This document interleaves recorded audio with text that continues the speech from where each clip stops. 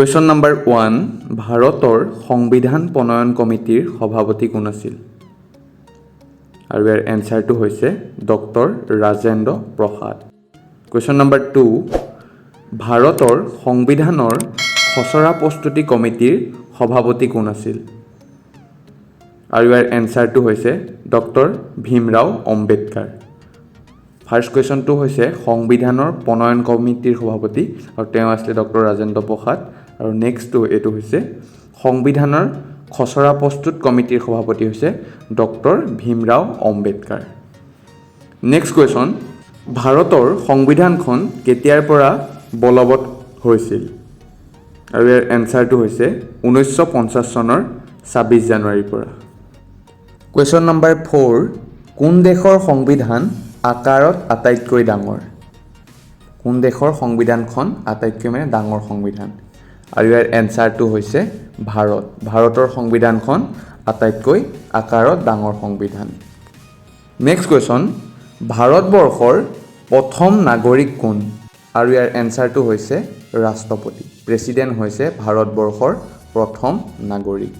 question number 6 ভাৰতবৰ্ষৰ শাসনৰ মুৰব্বী কোন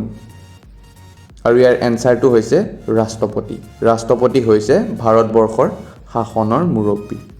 কুৱেশ্যন নম্বৰ 7 ভাৰতৰ সংবিধানৰ স্বীকৃত আঞ্চলিক ভাষা কেইটা আৰু ইয়াৰ এনসাৰটো হৈছে 22টা ভাৰতৰ সংবিধান স্বীকৃত আঞ্চলিক ভাষা হৈছে 22টা কুৱেশ্যন নম্বৰ 8 ভাৰতৰ ৰাষ্ট্ৰপতি পদৰ প্ৰাৰ্থী হ'বলৈ নিম্নতম বয়স কিমান লাগে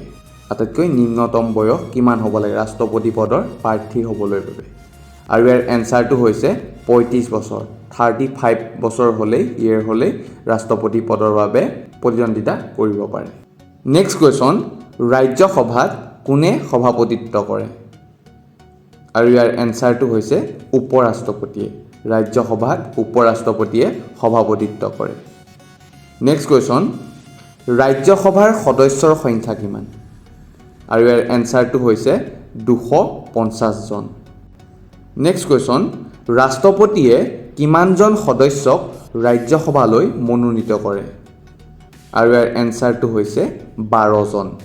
জন সদস্যক ৰাষ্ট্ৰপতিয়ে ৰাজ্যসভালৈ মনোনীত কৰে নেক্সট কুৱেশ্যন ৰাজ্যসভাৰ সদস্যসকলক কিমান বছৰ কাৰ্যকাল ৰাজ্যসভাৰ সদস্যসকলৰ কাৰ্যকাল কিমান আৰু ইয়াৰ এনসাৰটো হৈছে 6 বছৰ নেক্সট কুৱেশ্যন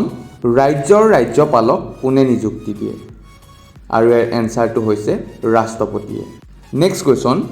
ভাৰতৰ সৰ্বপ্ৰধান বিচাৰালয় ক'ত অৱস্থিত আৰু ইয়াৰ এনসাৰটো হৈছে দিল্লী নেক্সট কুৱেশ্যন বৰ্তমান ভাৰতৰ মৌলিক অধিকাৰ কেইটা ভাৰতৰ আৰু ইয়াৰ এনসাৰটো হৈছে 6টা বৰ্তমান ভাৰতৰ মৌলিক অধিকাৰ হৈছে 6টা কুৱেশ্যন নম্বৰ 16 ভাৰতৰ সংবিধানত কেইটা অনুচ্ছেদ আছে আৰু ইয়াৰ এনসাৰটো হৈছে 448টা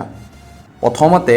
395টা অনুচ্ছেদ আছিল কিন্তু বৰ্তমান 448টা আছে নেক্সট কুৱেশ্যন ভাৰতৰ সংবিধানখন সৰ্বপ্ৰথমে কেতিয়া সংশোধন কৰা হৈছিল আৰু ইয়াৰ এনসাৰটো হৈছে 1951 চনত 1951 চনত ভাৰতৰ সংবিধানখন সৰ্বপ্ৰথম সংশোধন কৰা হৈছিল নেক্সট কুৱেশ্যন ভাৰতৰ লোকসভাৰ সদস্যৰ সংখ্যা কিমান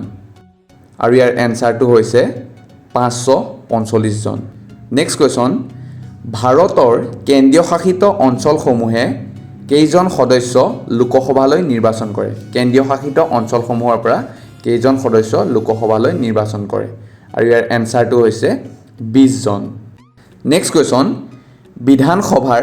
সদস্যৰ সংখ্যা কিমান হ'ব লাগে আৰু ইয়াৰ এনসাৰটো হৈছে 60 জন নেক্সট কুৱেশ্যন ভাৰতত সৰ্বপ্ৰথম